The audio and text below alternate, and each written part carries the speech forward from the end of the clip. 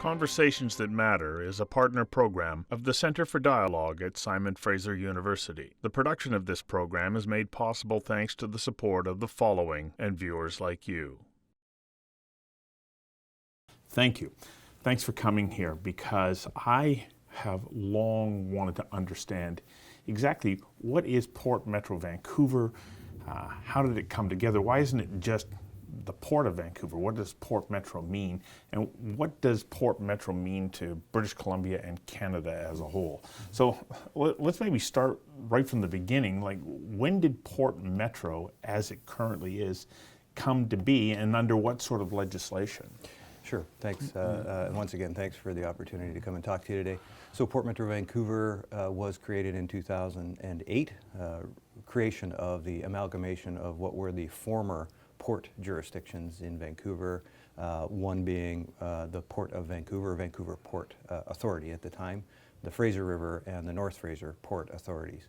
The idea around that time was that we were facing a tremendous opportunity in the Canadian economy, lots of demands for goods, commodities typically, that are produced in Western Canada. And the need, I guess, was recognized for greater coordination amongst the various port jurisdictions in the Lower Mainland, really to try and seize that opportunity to respond to issues that we were facing at the time, both in the supply chain, making our supply chain as efficient as possible so that Canada can compete in markets for their commodities, but also dealing with some of the issues that were emerging around the different municipalities, around issues around the business activity of the port. Of course, one of the things that happens in Canada is a tremendous amount of concentration and focus on the West Coast because of the opportunities with Asia, China particularly. That brings a lot of opportunity to the West Coast particularly, but also it obviously creates that logistics and operational activity that is quite legitimately a concern of municipalities that host the port facilities. So the idea was bring those ports together, do an increased job of planning for the future, seize that opportunity, and do it in a way that respects both the communities that we want to see thrive and the economy, of course, that we're trying to facilitate and protect the environment at the same time. You touched on one thing about the communities that host Port Metro Vancouver. What exactly is the legal relationship between those communities and Port Metro? And the reason that I bring it up is I know that when the lower level road in North Vancouver was realigned, I thought that that was a City of North Vancouver undertaking, but it turns out that it was you. So where does the line get drawn between your property and that of the city, and who has responsibility? Yeah, the low-level road is actually a great project, and perhaps we can talk about that just as an example. But maybe just to step back for a second, the Canada Marine Act is the legislation that governs the port. We're a federal entity. And I'd say, in part, the reason we have this separation of responsibilities and authorities, and the federal government has chosen to make ports, the main ports in Canada that facilitate its trade, federal entities, is because, frankly, we don't have many ports. If you look at adjacent jurisdictions, for example, in the United States, we're often compared culturally and other things to the United States. For the trade that we're competing in, the outbound commodities and the inbound consumer goods that Canadians want to purchase. In the United States, if you look at up and down the West Coast, you have Seattle, Tacoma, Portland, Oakland, Los Angeles, Long Beach, and to some extent Savannah, Georgia, through the Panama Canal. And San Francisco as well, right? And San Francisco to a lesser extent. I mentioned Oakland, which is of course just outside. Oh, really? So Oakland more than San Francisco? Yeah, historically Oakland has emerged as kind of the cargo center for the San Francisco activity. Nonetheless, you can see that there's a multitude of ports that can serve that business, both from a regional perspective adjacent to those cities, but also inland markets that are the ones that people are really that are the most hotly contested markets from a goods movement perspective. In Canada, of course, on the West Coast, we have Prince Rupert and we have Vancouver. So we've got a lot of our eggs in fewer baskets, essentially. We have two railways serving the ports in Vancouver and Prince Rupert, two of the most efficient and competitive railways in North America, I might add. They've done a great job of stepping up their game in the last number of years. But you can see that the dependence that Canada has on few ports is very high, and I think that's one of the reasons folks who think about creating transportation legislation and port legislation felt that it was important to preserve the federal kind of authorities that the port has. So you fall under Fisheries and Oceans then? We fall under Transport Canada. Oh, Transport Yes. Canada. Yes. But because of the marine relationship, you must have a very close working relationship with Fisheries and Oceans. Absolutely. So all of the federal ministries that you would think would be involved in any kind of particularly projects that touch the water, Environment Canada, Fisheries and Oceans, and of course Transport Canada, and often there are kind of coordinating activities amongst those jurisdictions. And for projects, and you mentioned the low-level road, and I think that's a really good one to talk about. Notwithstanding kind of the jurisdiction that a port might have, invariably there is a requirement to collaborate with adjacent municipalities and other regulatory or other legal entities. So for example, in North Vancouver, that project came together in part driven by industry. Industry wants to grow, and they come to us as the landlord in some cases and say, help us. Some of the development activity happens on their property that they lease from us through our role. But invariably, there's a requirement for electrical power, increased road capacity, dealing with all manner of other things. That means that there is engagement with municipalities. In the case of the low-level road, if you're familiar with the background there and have ever traveled on that road, I mean, it's a really, really stellar example of how we've met an objective, which was to increase the capacity in North Vancouver for those investments in grain terminals and coal terminals and other things that either have happened or are poised to happen, and delivered benefit to the community. So a wider road with bike lanes, with lighting, investment in the Spirit Trail, a crossing at 3rd Avenue, in essence, a very significant improvement to the community while achieving a really important benefit to the goods movement part of the agenda. Got to get you to hang on for just 1 second while we go to a commercial break. We'll be right back. Conversations That Matter is a not-for-profit program made possible thanks to the charitable support of the following and from viewers like you. Please visit conversationsthatmatter.tv and help us to continue to produce this program. Thank you. So what happens in a situation like that? Do you just come along and say, this is what we're going to do because it's your responsibility, or is there intense and inclusive cooperation with the city and with the people who call North Vancouver home? Yeah, so in that particular example, you'll recall a number of years ago, there was a program called the Asia Pacific Gateway and Corridor Initiative. So this was, I'd say, the catalyst for the conversation starting. The federal government came up with this program. It provided some seed funding or top-up funding for projects. And from a port perspective, we committed to participating in that by contributing a certain amount to once again, the low-level road project. But it required the province to participate because, of course, they're responsible for the roads in that area through the major road network and TransLink. The terminals in that area had to collaborate by virtue of what the improvements were and how it would impact their business. And of course, we were taking some property from the city to facilitate the road. We can't just do that. It's their property. They had to agree to that particular project. And of course, within the context of that broader development, there were members of the community that liked the idea and others that were concerned about it. And so that created a lot of dialogue. Thankfully, we were able to proceed with that project. And I think on balance, when folks who are familiar with that area look at what the result is, I think it's been a net positive for all. So it's really a strong testament of the commitment to that cooperation that occurred there. I think it's remarkable that you were able to get it done because I think that the amount of pressure, especially within the Burrard Inlet area, from encroachment from residential must be tremendous. That there's this desire to contain the industrial activity that's along the waterfront. Yeah. Is that putting pressure on Port Metro Vancouver and its ability to be able to be the gateway to Asia for the rest of Canada? Yeah. And as a result, is that why you now have to look at sort of Terminal 2 out at Point Roberts? Yeah. So, I mean, really good question. The challenge going forward is just that much more intense, right? Because we are an urbanized kind of environment. I would say most major ports in the world operate in much the same way. So it's difficult to extract one from the other if you look in a global context. Hong Kong, Singapore, all these places, they have many of the same challenges. We operate, of course, in a North American context, and development of major new capacity to serve Canada's agenda is complicated, and it requires lots of forward planning. So you mentioned the Terminal 2 project at Roberts Bank.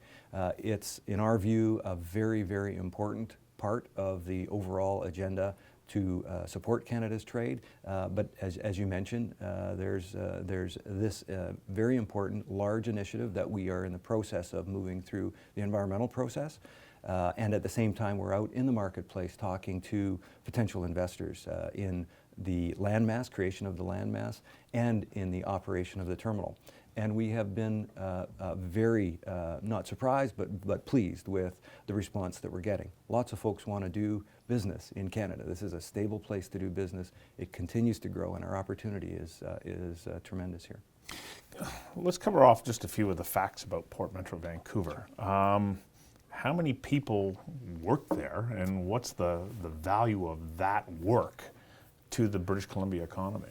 Yeah, so there's about, in our estimation, our economic impact study says there's about 100,000 jobs across Canada that are involved in goods movement. So these aren't the mining jobs, but these are the transportation jobs in various parts across the country, and of course, a lot of that activity here in the Lower Mainland. About $10 billion worth of GDP contributed through that transportation activity. Just on transportation? Just on the transportation, and I think it's the numbers I think are often really big numbers.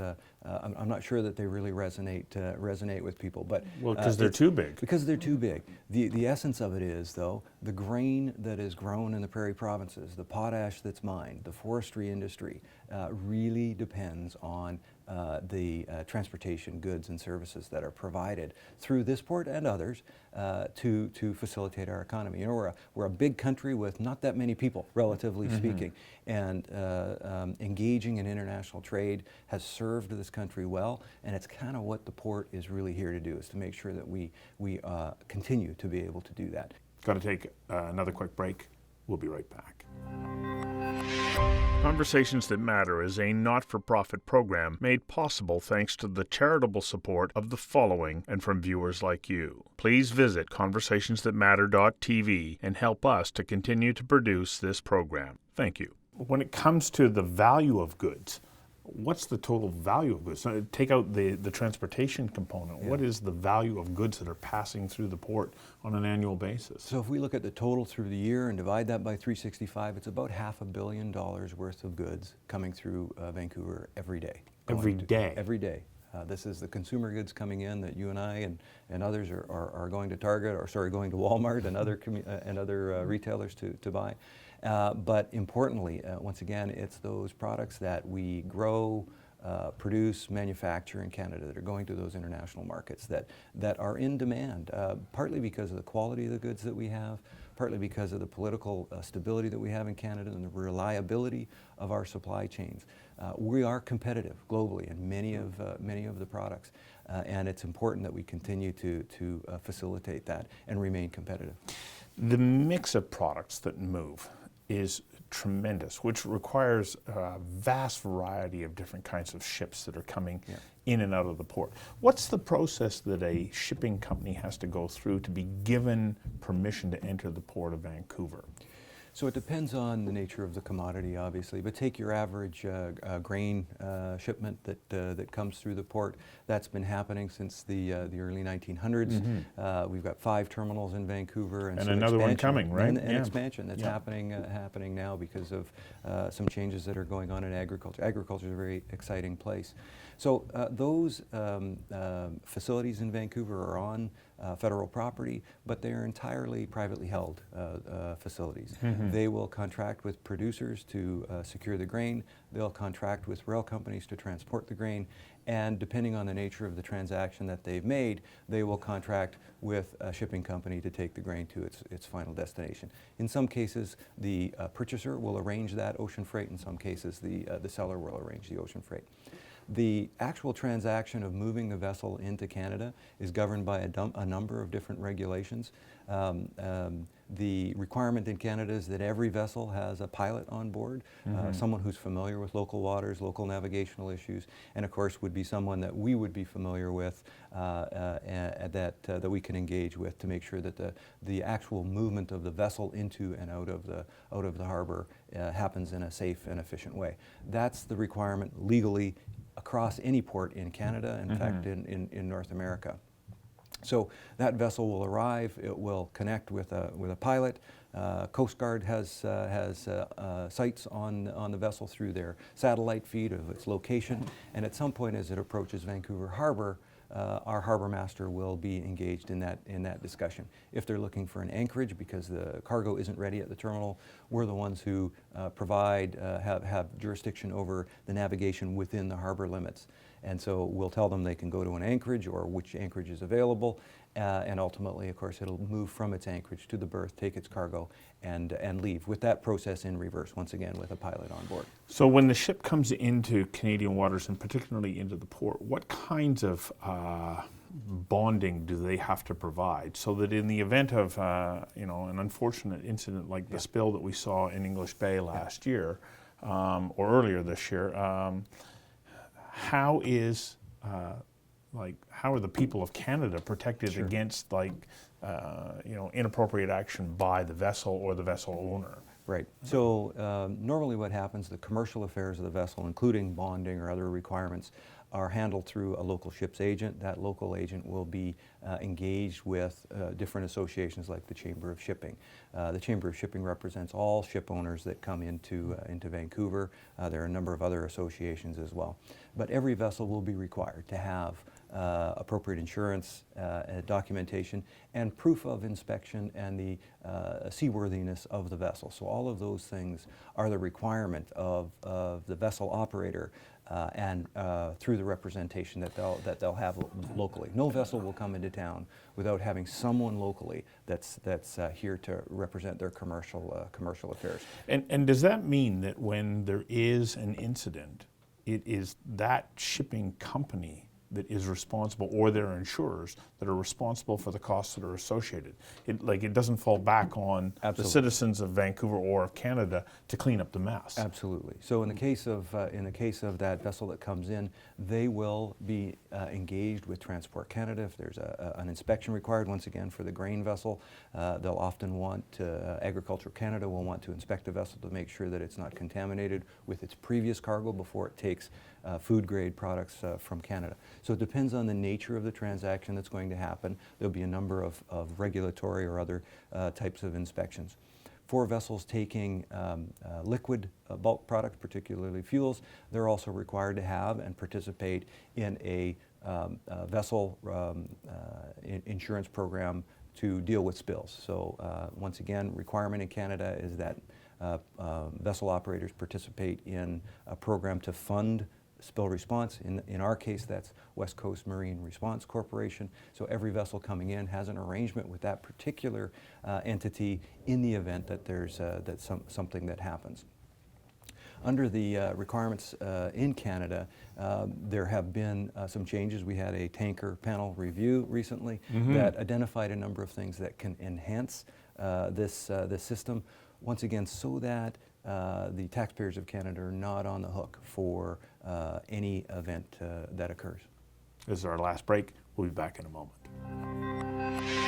Conversations That Matter is a not-for-profit program made possible thanks to the charitable support of the following and from viewers like you. Please visit conversationsthatmatter.tv and help us to continue to produce this program. Thank you. When the port works with industry, the needs, land is available, and so on, the determination of what goods will pass through the port remains within that jurisdiction. It's not the jurisdiction of like the City of Vancouver or the City of Burnaby who will go, no, you can't do this or you can't do that. But there's the social license issue. So even though you may have the legal authority, you still have to have social license. How do we navigate our way through those tricky waters so that the port's able to do what it needs to do and we also fulfill the need for social license? So I think it's an important question. It's kind of the nexus of a lot of what's happening around port jurisdictions in North America. From our perspective, it's really about effective engagement with communities.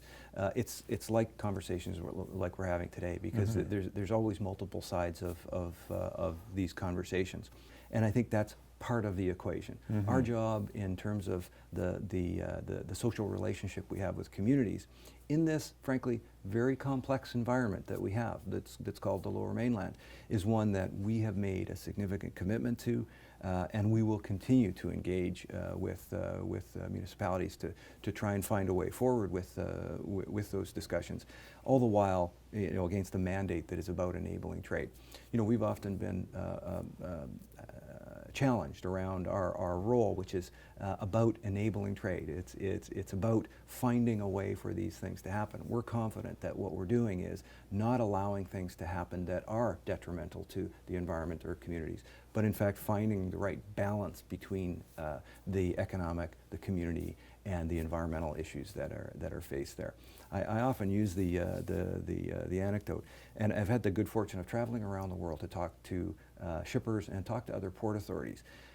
We have the most complex port environment in the Lower Mainland that I've ever run across.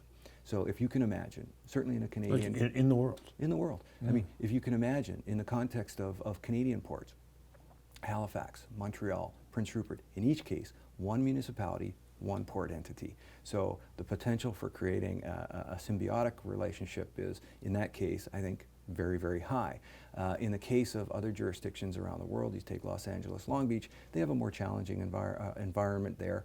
They have a tremendous book of business that they're trying to manage, but they have two port jurisdictions and a number of municipalities that they're dealing with as the supply chain leaves the port.